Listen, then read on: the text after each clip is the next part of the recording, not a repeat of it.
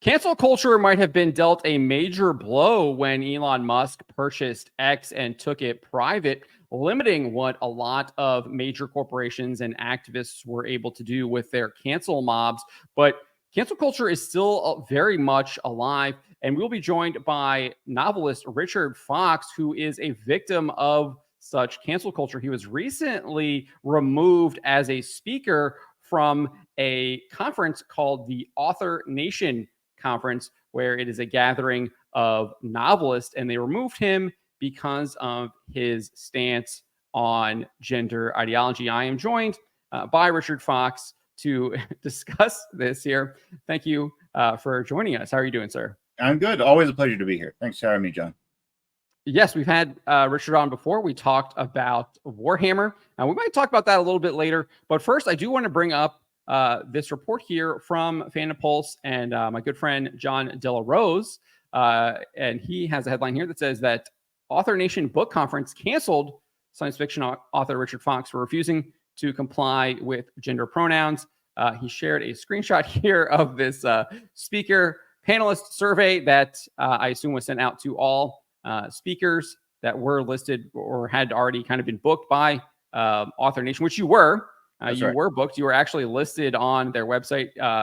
John has a screenshot here. You're no longer listed. If you do a Control F, Richard Fox, not on here anymore. And I did scroll, just to be clear, I did scroll all the way through all of their options. Like there's no more option here to click more authors. So you have been removed from the list here, but that was not the case when this was originally happening. But you sent in this survey here, and they ask you to list pronouns here, and you wrote F off. Can you tell me about what happened and what exactly went down here with Author Nation and why they removed you as a speaker? Yeah, I filled out that form, I think it was well over a month ago when I got invited and had my my ticket comped. And so then last Thursday, I get a phone call, and I'm told from the Author Nation's, I believe it was Safety and Rules Commission, I didn't know they had, that they decided to remove me from my panel because somebody felt unsafe because I put F off as my pronouns. They thought you felt someone at Author Nation, like someone who obviously is employed there or is a volunteer or something, felt unsafe because you wrote F off in pronouns? Correct. And so you were removed as a speaker from this conference because of that? Right. I was on a panel. I was going to be on a science fiction panel with a couple other authors, and they said, you are not doing that now. Are you banned from the conference? I don't believe so, but it's, I mean, I've looked over the every last presentation they were going to give, and the only one I was interested in was the one I was going to be on because of the other authors who were there. So I don't feel like I've lost a whole lot of value. So, but I think the principle remains here that they are removing you because you decided not to kind of buy into this gender ideology. And this is gender ideology. I've talked about this on a number of occasions. This starts off where they try and enforce this kind of language on people to buy into the ideology over in general. So once you're starting to talk like the way they want you to talk, then you're going to start believing the way they want you to believe. And obviously you're refusing to do that. And then now they are punishing you because you are refusing to do that. And obviously they are canceling you. This is a cancellation. Like, are you upset? Like, is there any kind of like emotional reaction, or is it just like this conference has exposed who they are? We're no longer going to be associating with them, and I'm going to continue to move on.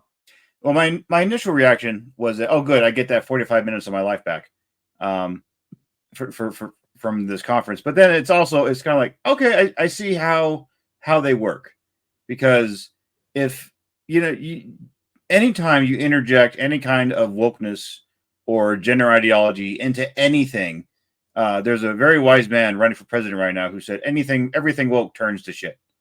And this is here's a smell from Author Nation. There's a distinct smell of what it's turning into because they even ask for pronouns. Even asking for pronouns is obvious that this organization endorses pronouns and is going to enforce the pronoun mafia wherever they want. So God forbid anyone get misgendered. No one is, everyone who's there as an elfkin and they're misgendered as, an egg lover or something. I don't know how these people work. But if you do that there, they're probably going to, kick you out. So it's clearly, you got to do what Author Nation wants you to do, or speak how Author Nation wants you to speak, which is weird because authors are supposed to be the most free speech oriented sort of people around there, because you can't have art with, too many restrictions, because then all of a sudden then you can't be creative at all if you start stifling speech or creativity. So really, I don't know quite what sort of message Author Nation was trying to send by saying, we're going to make sure no one is misgendered, and we're going to make sure everyone uses the correct pronouns in here, but please be as creative as possible. It's just, these things don't work together. Have you any plans on what you're going to do now that you've got that 45 minutes of your life back? I tell you, the best thing, I live here in Las Vegas. The conference is Las Vegas. It's at the Horseshoe. And one of the great things about the casinos here in Las Vegas is they'll just let anyone in as long as you're reasonably well dressed. So, and for me, the biggest value of any of these sort of conferences is getting to talk to other authors and getting to talk to people who I am in the business with. And I don't need to go to the conference for that. I just, hang out the front door and they're like, oh, hey, I know you. Come here. Let's have coffee. It's that sort of thing. So I don't really feel like I've suffered any great loss from this. It's more of even less of an inconvenience. Though I did want to meet Kevin Smith. I know Kevin Smith. Back in the early days, he was a funny man. And I've got a copy of an original Dogma DVD. I thought I could get him to sign because they don't make those anymore, but we'll see. Have you experienced any kind of other parts of cancellation that we might typically see? Usually when they maybe cancel you from this, you usually see maybe kind of some social media activity or anything like that. Or has it just been they removed you from the speaker list and you just got the email from Author Nation? Yeah, it was a phone call. But other than that, I mean, it's just a couple other authors, friends of mine, like, hey, I heard what happened, and then we all kind of laugh about it.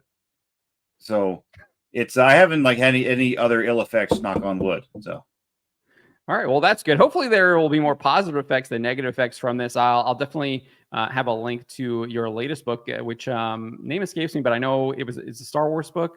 Is that correct? Not a Star Wars book technically, but like a Star Wars alternative. It's that is Light of the Veil, and that's a great Star Wars, not Star Wars sort of novel. My most recent release is Rebel, which was co-written with David Weber. That's part of the Ascent to Empire series. So books 1 and 2 of that are out now. Okay, I'll include those definitely in the description below so people can support you, given the fact that Author Nation is no longer supporting you, canceling you from being a speaker. What were you going to be speaking about? They wanted me on a a science fiction panel.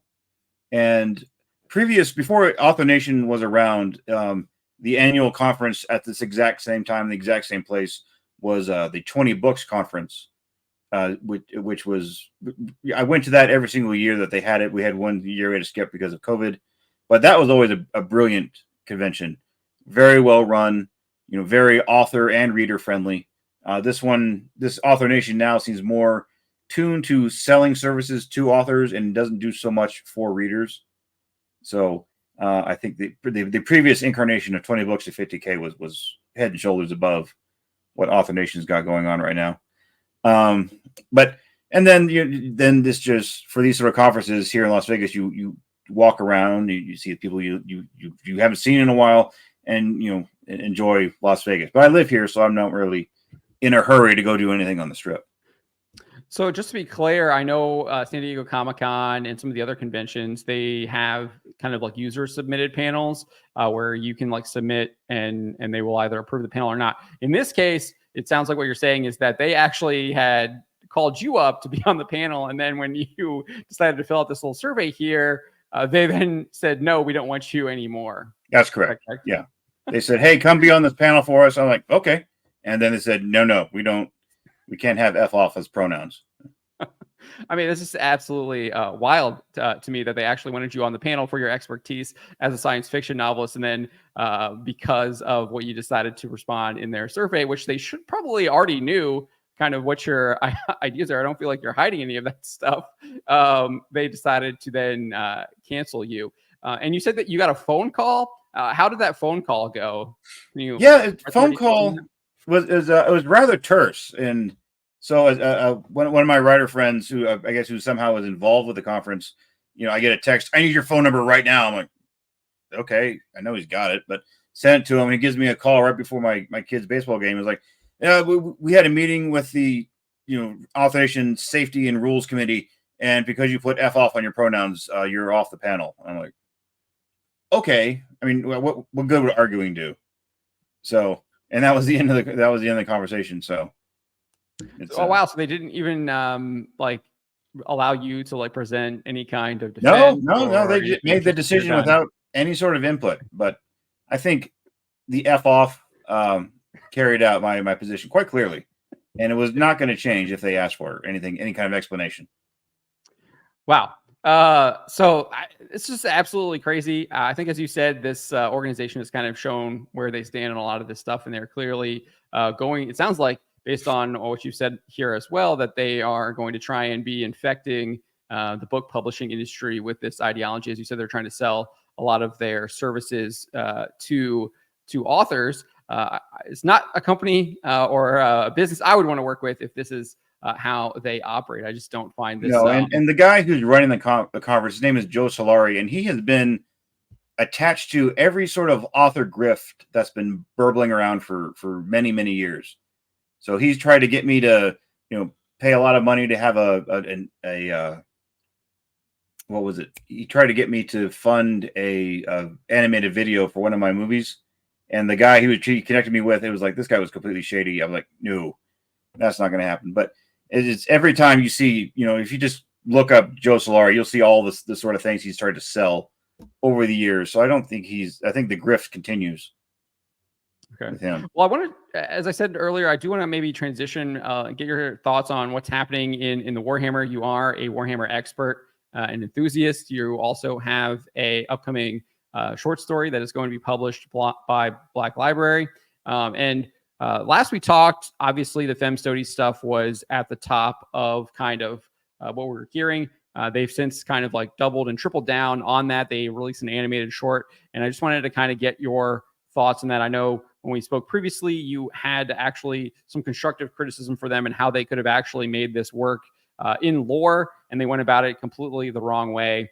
And now they've obviously released this animated short. And of course, I haven't seen it, but from everything I've heard about it, and even from what they say in their own blog post about it on the Warhammer community page, is that this Femstodes is clearly like just kind of like talking down and lecturing one of the Space Marines, which we would expect because it's what we've seen pretty much throughout all of kind of Hollywood media and television when they decide to push the feminist agenda. Yeah, just let me preface that I'm only speaking for myself. I'm not saying anything for Games Workshop or Black Library. I did watch that short, and I can't remember the name of it, but it was set on a Tyranid invasion of a planet, and a bunch of very key individuals are getting evacuated, and there's a Custodes there who's part of that evacuation. And at the very beginning, you had the Custodes and the Sister of Silence walking together, and it took me a few minutes to realize, like, hold on, is that a girl? Just because the female Custodes they had was so. You remember China, the wrestler? Yes. Before she had her chin fixed, you had a very, very masculine Femstodes there. And I think there's one YouTuber by the name of Major Kill, and he pointed out that if they made a female Custodes, she would be so masculine as to be unattractive. Okay, just look at that. Okay, everyone, we can all make our own decisions at home. Okay, and so they made a Femstode, and then she's UGLY. She ain't got no alibi. Ugly, and I think they could have. If they just made her hotter, it would have probably gone over better. But you see, so you have a female Custodes, and she's just almost exactly like the normal male Custodes. But somehow uglier. And by the lore wise, Custodes are meant to be these absolutely genetically and biophysically perfect individuals. So they're supposed to be inherently handsome. That's probably why Henry Cavill's playing one. No homo, but it's Henry. And so you got that Custodes there, and then for the rest of the video, or the whole, the rest of the show, or that short, she was. I mean, it wasn't bad. I mean, I thought like, we're finally going to get to see a Custodes fight, which in the lore is this horrifying event. Whenever Custodes actually goes to war, and when she started fighting, it was kind of, I think the animation didn't do it enough justice of what we should have seen. Like, if you look at this Custodes, you can't tell if it's male or female. You would almost automatically assume it's male from that picture right there. Yeah, that's her though, from what I understand. But and then as far as that Custodes talking down to a space marine, it didn't really, like, that point doesn't resonate with me, because when a Custodes says anything, he always speaks with the authority of the Emperor. So when that Custodes, when she's telling the space marine, hey, here's the deal, I don't want to spoil anything, and it wasn't so much as talking down, like, that's a Custodes, that's the Emperor telling somebody what to do. And there have been a lot of other times in the lore where Custodes has said, here's what's happening, and everyone else is kind of like, but why? And then it kind of defaults to, it's the Emperor telling you to do something. And if you are in the Imperium and the Emperor tells you to do something, there's no more questions. You respond immediately, or bad things happen to you. So as far as her talking down to somebody, that was just a Custodes speaking to a space marine for me. So. All right, so you mentioned Henry Cavill there, and I wanted to kind of bring this up as well. This is the most recent kind of rumor we've heard about this, is that both Games Workshop and Amazon are, quote, entirely content to let the Henry Cavill Warhammer 40K live action project die. I think most people are assuming that it's going to be a television show, but they've talked about it could be a TV show, could be a movie, could be both. And then obviously we've seen even in Games Workshop's own kind of annual reports that if things do go well, if they have this deadline, I think it's for December. They said right here in their 2024 annual report, they have, I believe, a few more months on this, or that's actually Arch talking about that. Sorry. But I think in their annual report, here it is right here, ending in December 2024, to agree to creative guidelines for the films and television series to be developed by Amazon. And if things do go well, they also note that they have an option for Amazon to license equivalent rights in the Warhammer Fantasy universe following the release of the initial Warhammer 40,000 production. So that deadline is in December. We're in October now. We have seen absolutely zero movement on this. This was originally announced back in 2022, and now we have this new kind of rumor report from Arch. Obviously, persona non grata when it comes to Games Workshop. Yeah. But he's saying that both parties are now content to just let the project die, because there's been absolutely no movement on kind of coming to this agreement for creative guidelines for the films and television series that Games Workshop said that they needed to come to by December. So I just wanted to kind of get your thoughts on this, and what do you make of that?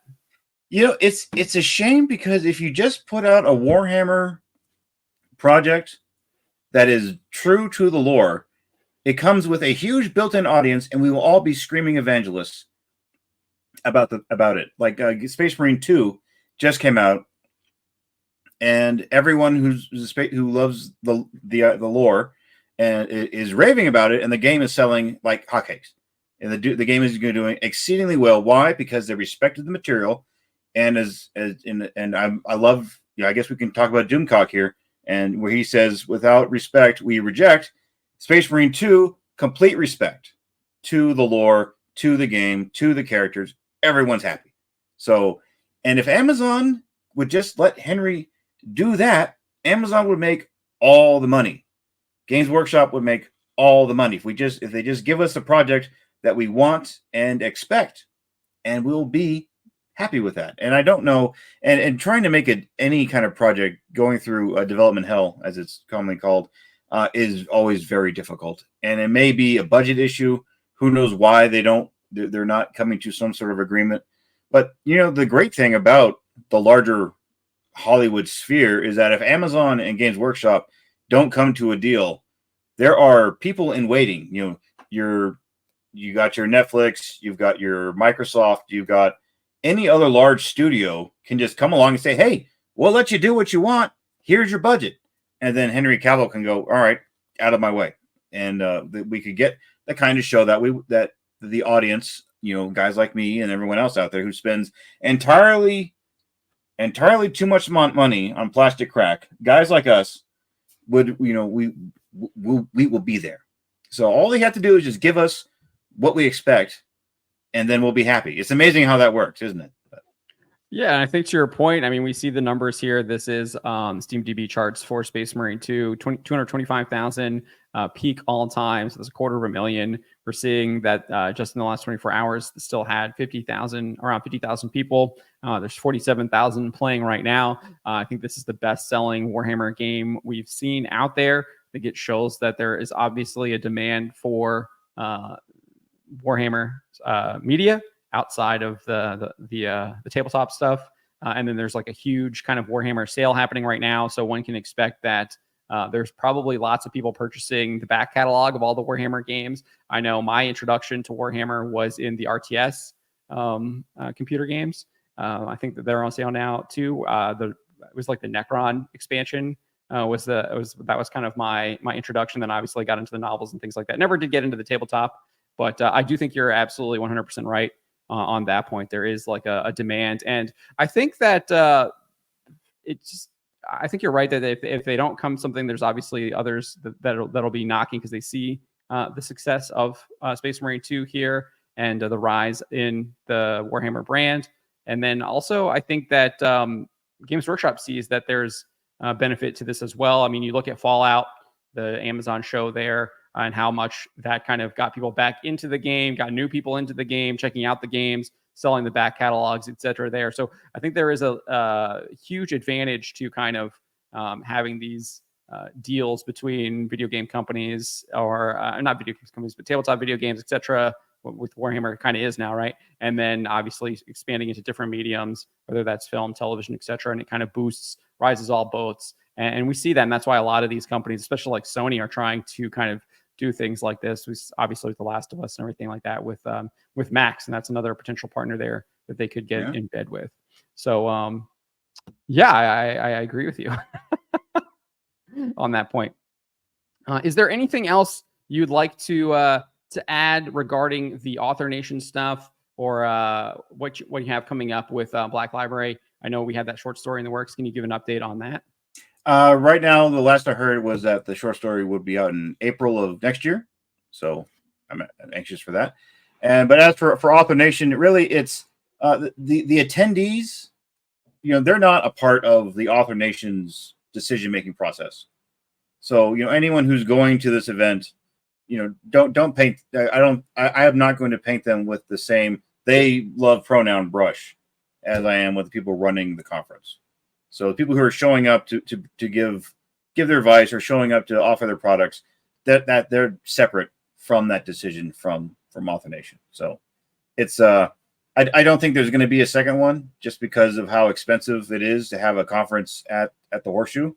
So it's oh well, but and really those sort of conferences, the best thing about it is getting to meet other authors and people I work with who I never get to see. There's always this person is just an email address for almost the whole year, and then turn around the corner and like, oh, hey, you're real, I forgot. And that's always the best part for me. So, and then when it comes to author information, there are some great white knights out there. David Goffrin, he is absolutely one of the best people to look at for if you're going to be an author and trying to figure out what advertising is, things like that is out there.